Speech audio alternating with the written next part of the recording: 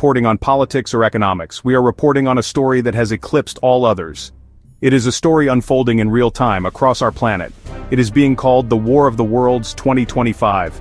This is not a movie title. It is not a book report. It is the term being used by governments, by military leaders, and by terrified citizens to describe a series of coordinated events, catastrophic events, deeply mysterious events. For the past 72 hours, a cascade of crises has brought global infrastructure to its knees. The events began with isolated incidents but have now revealed a terrifyingly clear pattern. What we are facing is something unprecedented in human history, a threat that appears to be intelligent, a threat that appears to be hostile. The first major tremor that signaled the start of this global earthquake was the Moscow silence. Approximately 48 hours ago, all communications from the Russian capital abruptly ceased. It was not a gradual decline. It was a sudden surgical severance. One moment, news feeds, government channels, civilian internet traffic were flowing normally. The next, there was nothing. Complete and total electronic silence. The Kremlin, a symbol of state power, went dark. The bustling metropolis of over 12 million people simply vanished from the global network. At first, it was dismissed by many analysts as a massive cyber attack, a state-controlled information blackout, maybe even a drill. But as the hours stretched on, that theory began to crumble. So what do we actually know for certain about the Moscow silence? The facts are few, and they are frightening. The blackout was instantaneous across all frequencies. High-band military communications, low-band civilian radio. This suggests a coordinated event, not a cascading failure. Thermal imaging from weather satellites, taken just before they were disrupted.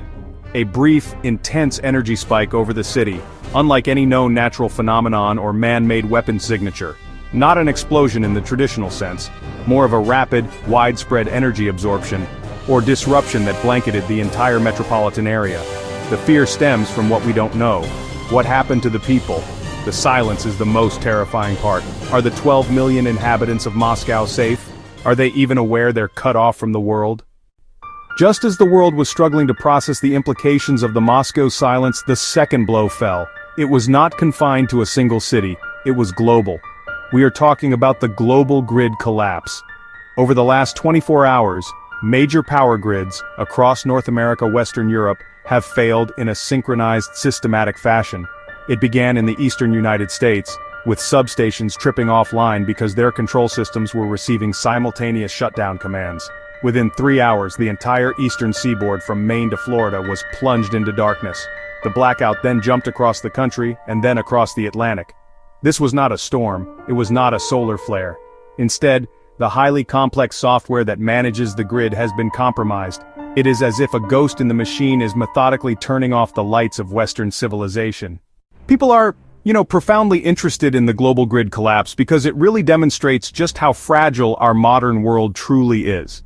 We live in a glass house built on a foundation of electricity. This crisis has pulled back the curtain, revealing that without that constant, invisible flow of energy, our complex societies can devolve into chaos with terrifying speed. The story is not just about the lights going out, it's about everything that follows. It's about the loss of clean water, the failure of sanitation systems, the breakdown of law and order when emergency services are overwhelmed and can't communicate effectively. The economic fallout is another reason for the intense global focus. In an instant, trillions of dollars in commerce have been frozen. The global financial system, which exists almost entirely as digital data, is now inaccessible and vulnerable. This is, honestly, an economic heart attack. Furthermore, the grid collapse highlights a critical military vulnerability.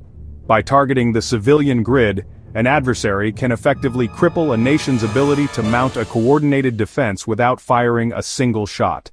While Moscow fell silent and our cities went dark, a third, even more bizarre story has been gaining traction, fueled by first-hand accounts and fragmented cell phone videos.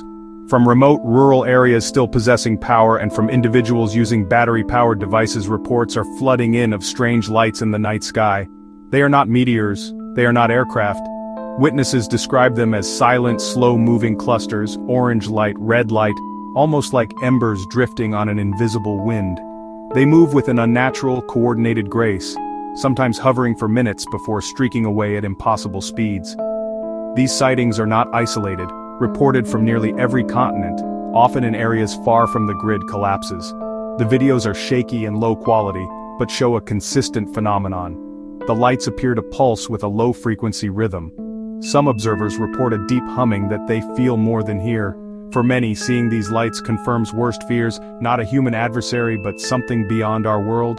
The skyfire may be our first glimpse of the invaders themselves. To understand the profound psychological impact of these events, we must look back more than a century to 1898. That was the year H.G. Wells published The War of the Worlds. His novel was not just a story about Martians invading England, it was a powerful social commentary. The fragility of empire, the arrogance of a technologically superior society. He turned the tables, showing his readers what it felt like to be on the receiving end of an invasion. The parallels to our current crisis are impossible to ignore. Like the Victorians in Wells's novel, our 21st century civilization has long operated under an assumption of supremacy. We conquered diseases, we walked on the moon, we built a global information network. And now, just like in the novel, we are being humbled. An external force has arrived, and it has effortlessly brushed aside our most advanced technologies. Wells's Martians arrived in cylinders from the sky, much like the mysterious skyfire phenomena being reported globally. Their heat ray was a weapon so advanced it defied comprehension, just as the technology that silenced Moscow and collapsed our grids defies ours. The story tapped into a deep-seated fear of the unknown and the anxiety that our seemingly stable world could be upended in an instant. The fictional narrative has provided us with a script for a real-life nightmare. This is why the name War of the Worlds 2025 has stuck.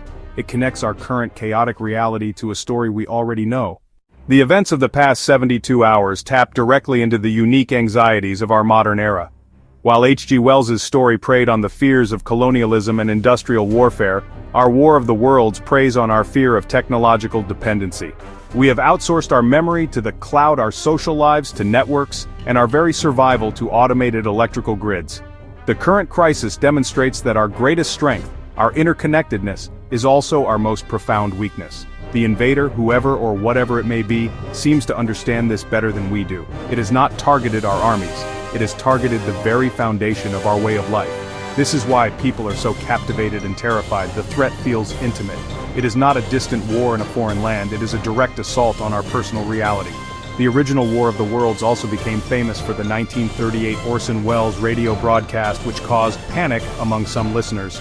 Today, media spreads faster and the underlying events are real. The grid is down, Moscow is silent, the lights are in the sky, and social media is a torrent of genuine fear.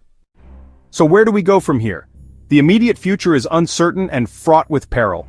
The first priority for governments, once they can regain any semblance of control, will be to manage the humanitarian crisis unfolding in the blackout zones. Restoring power, securing supply chains for food and water, preventing a breakdown of civil order.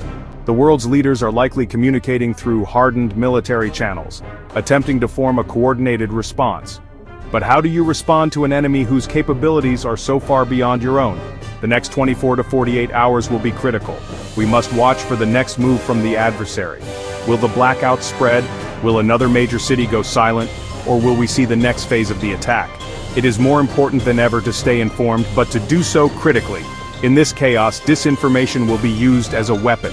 Listen to emergency broadcasts. Conserve your resources, especially battery power for communication devices. Share credible information with your neighbors. It is a vital act of collective defense. The war for our world has begun. We must watch, we must learn, and we must be ready.